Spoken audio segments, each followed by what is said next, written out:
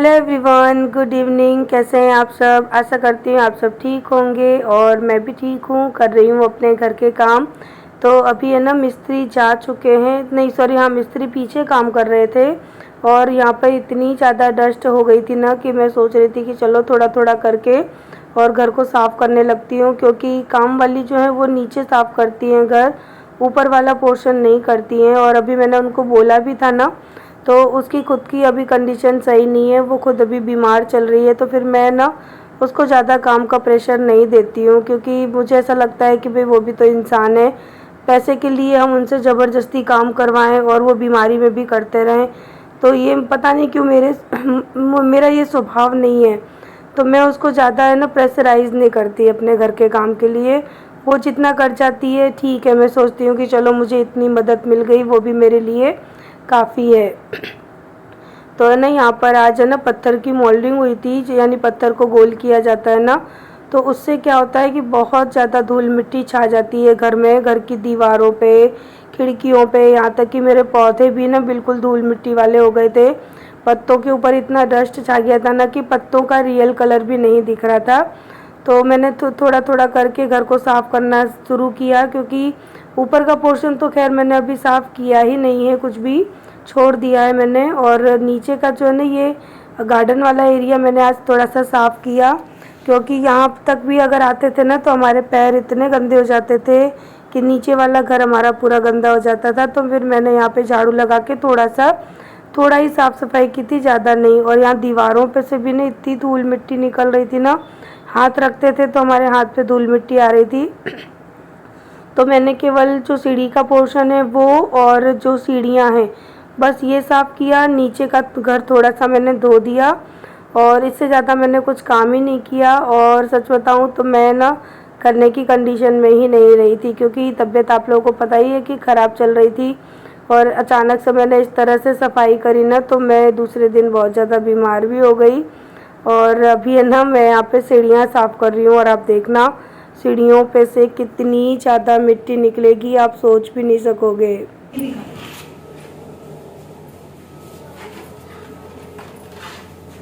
पूरे नीचे ले जाओ ना।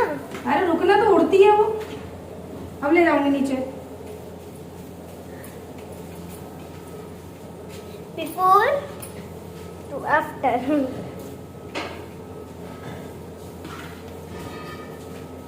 तो सीढ़ियाँ वगैरह साफ़ करने के बाद फिर नीचे मैंने झाड़ू नहीं लगाया, क्योंकि सीढ़ियों पे से पानी डालती ना तो वो रूम के अंदर आ जाता है, इसलिए मैंने पानी नहीं डाला था। और नीचे तो आकर मैंने डायरेक्ट पानी से सब कुछ धो ही दिया, क्योंकि ज़्यादा धूल मिट्टी अभी मैं बर्दाश्त नहीं कर पा रही हूँ, लेकिन उतना तो मजबूरी हो गई थी मेरा करना। तो यहाँ पर मैंने डाल दिया पानी और झाड़ू लगा के साफ़ कर दूँगी, ताकि धूल मिट्टी नहीं उड़े और मेरी सांसों में ना जाए, क्योंकि तबीयत ख़राब थी और सफाई करने की वजह से ना मेरी तबीयत फिर से ख़राब हो गई है।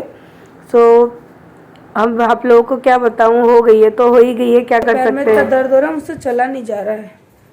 और मैं ना नहा कर सीधी तैयार होने के लिए आ रही थी ड्रेसिंग में, कि चेहरे पे थोड़ी क्रीम लगा लूँ और लिप बाम वगैरह लगा लूँ। तो पता है क्या हुआ, एकदम से ना मैं जैसे ही अपने घर के अंदर आ रही थी ना, तो मुझे स्मेल सी आई, तो मैं सीधी किचन में गई, क्योंकि मेरी आदत है जब भी कोई स्मेल आती है ना तो मैं सीधी किचन में जाती हूँ। तो देखा ना, तो आरू ने गैस चालू छोड़ दी थी, और जो ग्लास होता है ना कांच का गैस के ऊपर, वो ग्लास की जो रबर थी ना उसके अंदर आग लग चुकी थी। तो ना मुझे नहीं पता था कि गैस गर्म हो गई है बिल्कुल।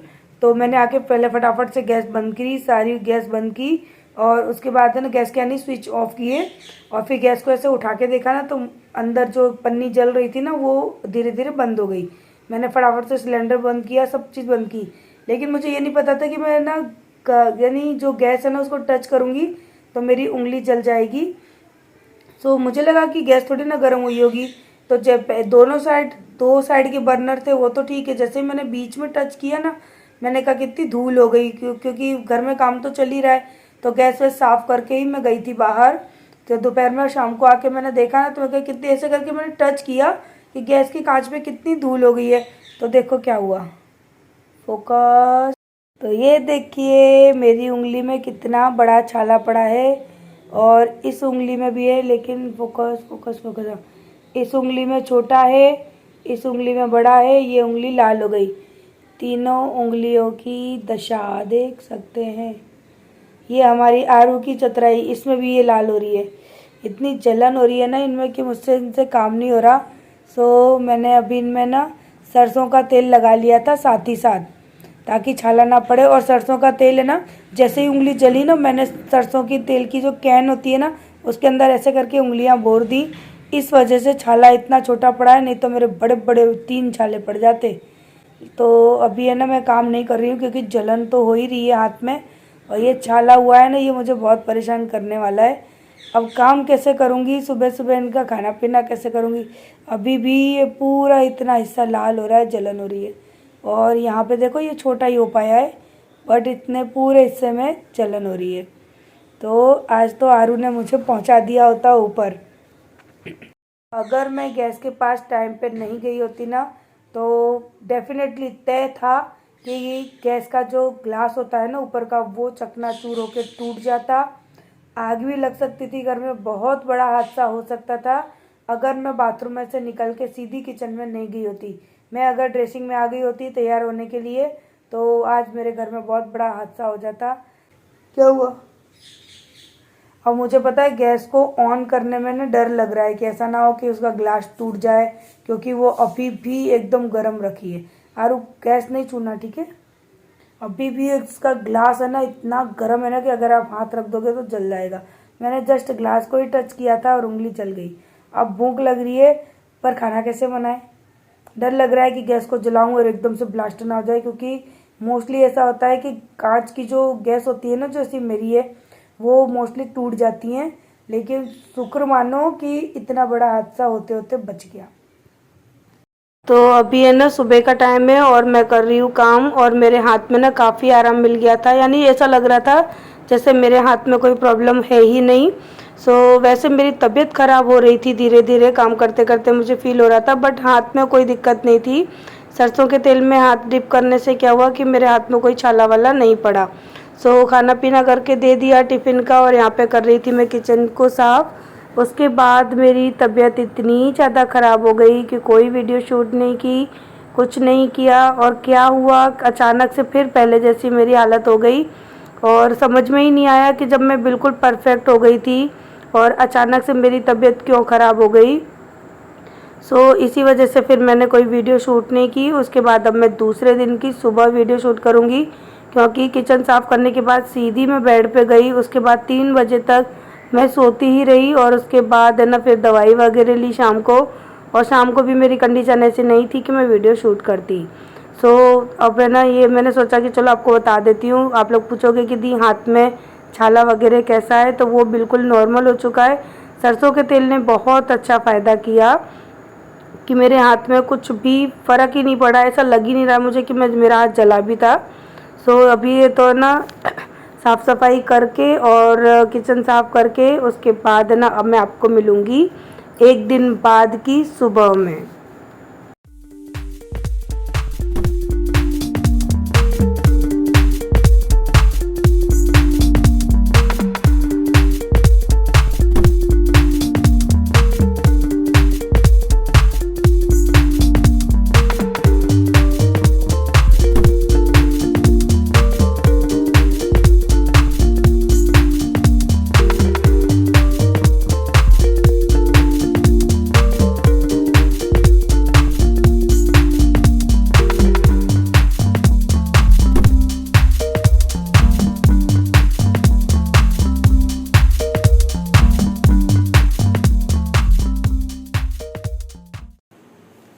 Hello everyone, good morning. कैसे हैं आप सब?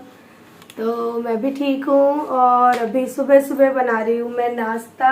तो पोहा बना रही हूँ। उसके लिए मैंने पहले से ही मूंगफली निकाल ली है, क्योंकि मैं हर बार ना मूंगफली डालना भूल जाती हूँ, फिर बाद में फ्राई करके डालती हूँ।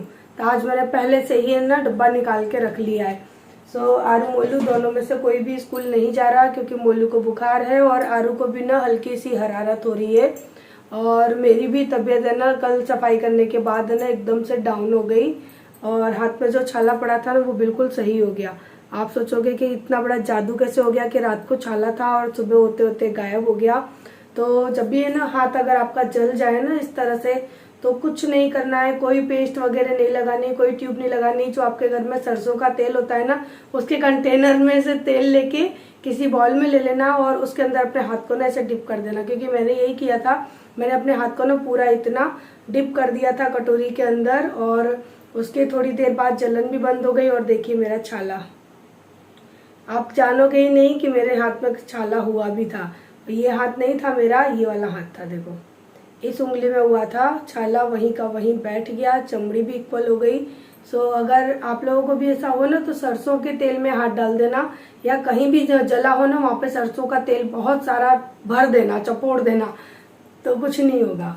मेरा पर्सनल एक्सपीरियंस है, 2 बार मैं जली हूँ, 2 बार मैंने ऐसा ही किया और बिल्कुल सही हो गई। सरसों के तेल की बात है ना, मैंने जानबूझ के बार बार की है वीडियो में, ताकि मेरी ये जो टिप है ना जो मैंने आपको दी है, ये आपको भी हेल्पफुल हो सके। क्योंकि हम हाउसवाइफ के साथ क्या होता है कि हम लोग उतावल में ना कभी भी कोई गर्म बर्तन उठा लेते हैं या गर्म चीज़ें हमारे हाथों से टच हो जाती हैं, तो उस दौरान ये टिप है ना सरसों के तेल वाली बहुत आपके काम आने वाली है। क्योंकि मैं तो इसी टिप्स से ना बच जाती हूँ हर बार, तो मैंने सोचा चलो आप लोगों को भी बता देती हूँ। ठीक है, अब नहीं बताऊँगी। सो एक दिन छोड़ के ये दूसरे दिन की वीडियो है, क्योंकि कल मेरी तबीयत ख़राब हो गई थी ज़्यादा। तो वो डॉक्टर से बात की, तो डॉक्टर ने बोला कि ठीक होने के बाद एकदम से आपने ज़्यादा डस्ट में काम किया ना, तो उस वजह से आपका जुकाम बढ़ गया और फिर से आपकी तबीयत ख़राब हो गई। तो मुझे अभी डस्ट का काम करने से बिल्कुल मना कर दिए डॉक्टर ने कि आपको धूल मिट्टी में जाना भी नहीं है और उसकी साफ़ सफाई भी नहीं करनी है। क्योंकि धूल मिट्टी में काम करने से क्या होता है कि हमको सांस में यानी हमारे सांसों के द्वारा धूल मिट्टी हमारे अंदर जाती है, जिससे जुकाम बढ़ जाता है, जिससे तबीयत ख़राब हो जाती है, जैसा कि मेरे साथ हुआ है। पोहा बनाते बनाते पानी देने जाना है, कोई आया पानी वाला। कितनी अच्छी सनलाइट आ रही है देखो घर के अंदर। लो कर दिया चालू, इसी में से दे दो, आ जाएगा 5 रुपये। और मेरा घर पश्चिम की तरफ है, घर का मुंह पश्चिम की तरफ है, फिर भी मेरे घर में सनलाइट आ रही है, देखिए, है ना जादू। एक्चुअली सूरज की जो किरणें हैं ना वो पड़ रही हैं कांच के ऊपर, और कांच में से सीधी है ना उनकी जो परछाई है ना, वो रिफ्लेक्शन वो हो रहा है अंदर घर के। तो चलो सूरज की किरणें घर के अंदर आ तो रही हैं, और मैंने सूरज की किरणों को देखा, अब मुझे अंधेरा अंधेरा सा दिखाई दे रहा है। हाँ मिट्टू, मिट्टू को अंदर वाले कमरे में कर दिया है। हम लोग यहाँ काम, मैं यहाँ काम कर रही हूँ, आरू मोलू बाहर सोफे पे जाके लेट गए, तो वो चिल्ला रहा है कि मैं यहाँ पे अकेला रह गया। मिट्टू है, कहाँ है मिट्टू? ये बोलता है मिट्टू है, मिट्टू अकेला रह गया है। तो अभी तो मुझे लग रहा है कि मेरी तबीयत बिल्कुल ठीक है, मेरे फेस से भी आप लोग देख सकते हैं कि ठीक लग रहा है। फिर देखते हैं आगे जो भी होगा आप लोगों को बताऊंगी। तो यहाँ पर नाश्ता बना के जय को दे दूंगी और इसी के साथ वीडियो को भी करूंगी एंड। आशा करती हूँ आज की वीडियो आपको अच्छी लगी हो तो प्लीज़ वीडियो को लाइक करिएगा, चैनल पर नए हैं तो सब्सक्राइब भी कर लेना। फिर मिलेंगे हम नेक्स्ट वीडियो में, और इसी के साथ मैं करती हूँ इस ब्लॉग को एंड। तो यहाँ पर अभी पोहे के अंदर है ना, मैंने सारे बेसिक मसाले वगैरह डाल दिए थे और नमक डाल दिया, उसके बाद पोहा डाल दूंगी और बस पोहा बन के रेडी हो जाएगा। तो आज है ना नाश्ता में बस हल्का सा नाश्ता कर लिया, क्योंकि दवाई वगैरह खाऊंगी मैं, और उसके बाद नहा धोकर बनाऊंगी खाना, क्योंकि आरू मोलू भी स्कूल नहीं गए हैं, उनकी भी तबीयत डाउन है। तो मैंने कहा थोड़ा सा चाय नाश्ता हो जाएगा, फिर धीरे धीरे मुझे भी थोड़ी एनर्जी मिलेगी, तो धीरे धीरे मैं काम कर लूँगी। तो चलिए अब करते हैं इस ब्लॉग को एंड। आप बोलोगे दी बार बार बोल रहे हो और कर नहीं रहे हो, तो आज के वीडियो को मैं यहीं पे एंड करूँगी। फिर कल के लिए देखते हैं क्या कैसे शूट करती हूँ। अब ऊपर के घर की साफ़ सफाई तो मैं कर नहीं सकती, मुझे डॉक्टर ने बिल्कुल मना किया है। तो मैं सोच रही हूँ मैं झाड़ू नहीं लगाऊँ, पानी से धो दूँ, तब तो डस्ट नहीं उड़ेगी ना। तो देखते हैं कर पाऊँगी या नहीं, वो पता पड़ेगा आपको कल के व्लॉग में, क्योंकि पता नहीं आज मैं क्या करूँगी, तबीयत ठीक रहेगी या नहीं रहेगी, मुझे कुछ पता ही नहीं होता। मैं अच्छी खासी काम कर रही होती हूँ और अचानक से मेरी तबीयत ख़राब हो जाती है। तो आजकल मेरे साथ ऐसा हो रहा है। तो चलिए इस ब्लॉग को करती हूँ एंड।